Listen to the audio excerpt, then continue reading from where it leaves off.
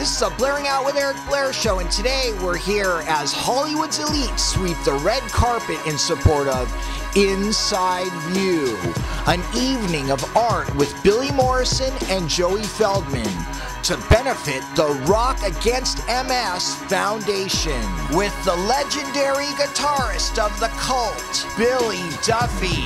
Billy, why is it important for you to be a part of supporting Rock Against MS? Well, actually, funnily enough, a good friend of mine, one of my best friends, if not my best friend, has MS, so I know a little bit about it and all the different varieties of MS, and I'm quite an informed person, really, about that, funnily enough, sadly, but, you know, so I kind of... but I mean, that's not, you know, that's not the reason why I'm always like good to support those events, but, you know, it's kind of a cool hang too, so that's a bonus.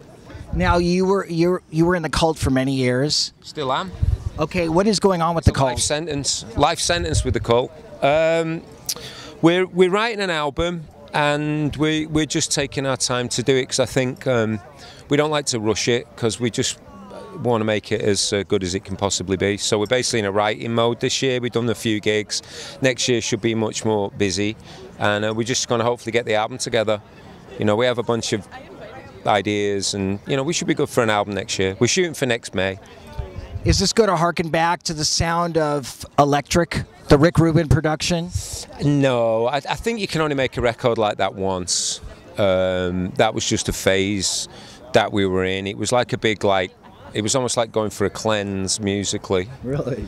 Yeah, you know, I mean, when you go, prior to that, you know, we'd had a whole sound thing, and we had our own kind of sound, and we'd had a lot of success with a certain way of doing things, but I think Rick identified that, you know, rock was going to come back in a big way, and we were kind of really wanting to do that rather than stay in that kind of indie feel, and Rick just kind of was brutal enough to, I mean, Rick said it the best, really, where he reduced the cult rather than produced it. He just took a lot of stuff away, simplified it, and I think you can only make that record once. I think the production on that album surprised me because it was so dry. Well, because the version of the album that we'd recorded, that we redid with Rick, was much more complex and layered and busy and a little bit lacking in focus. So I think in Rick's mind, it was easier to sculpt. It was like to take away stuff, you know? Kind of a Jenga game, you know, take away stuff and see what really matters. And it was cool. It was a great experience. I just don't think you could do it twice. We don't write that simply, naturally. It was just a set of circumstances that were unique at a period of time where, and also the lyrically and the whole lifestyle, we were really living life as a bunch of fairly wild mid-20s guys, you know, and I don't think you have to kind of believe it, you know. Where do you see the sound going now with some of the stuff you've recorded already?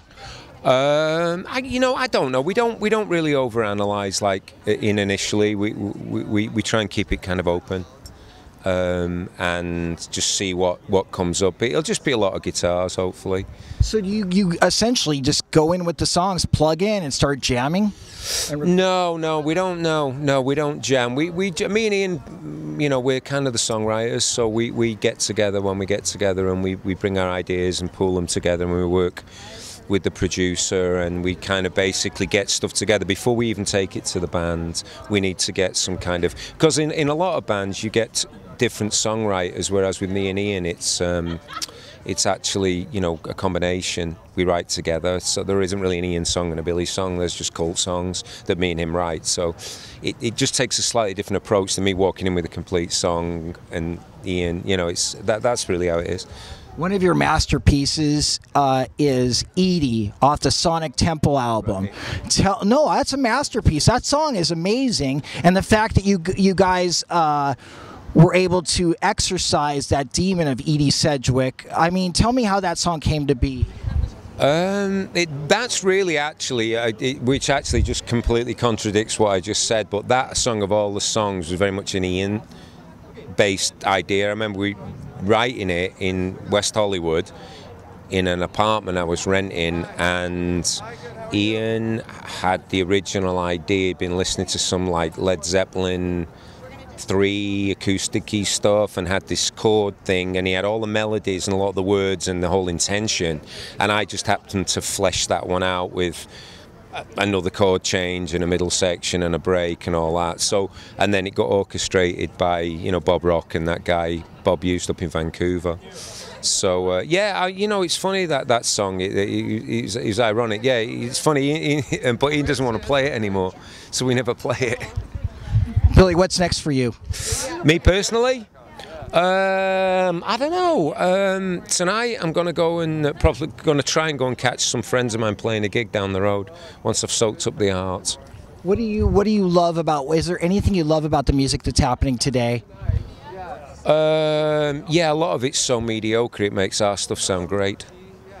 Your stuff was great, or it still is. I mean, it's classic rock now. I'm kind of kidding. Yeah, well, the new classic rock by guys who've still got a heartbeat. Pre-pacemaker rock. You know, I don't know. It's endured.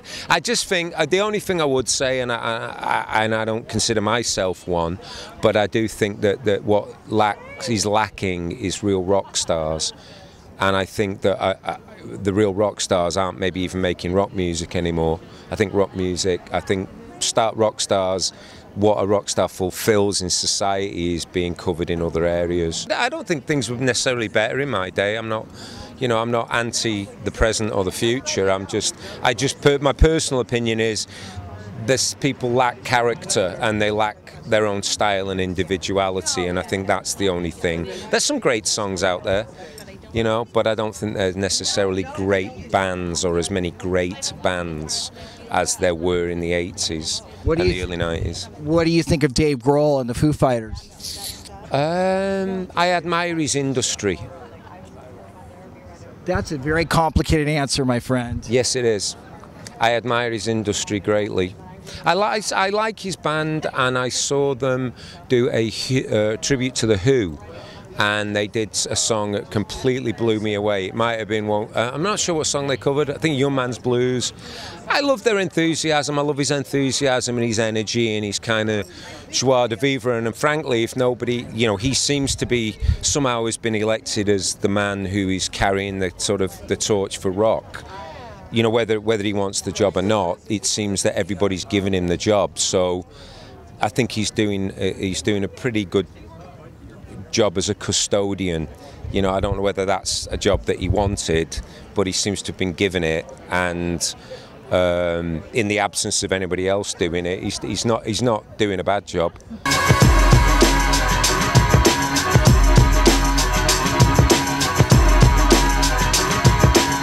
The Blairing Out Show.